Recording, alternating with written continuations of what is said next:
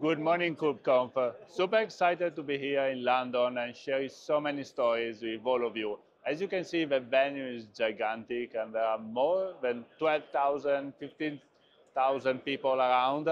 And it's crazy. Every time we move from one room to another, this is probably prime time. A lot of people are going to attending some sessions, solution.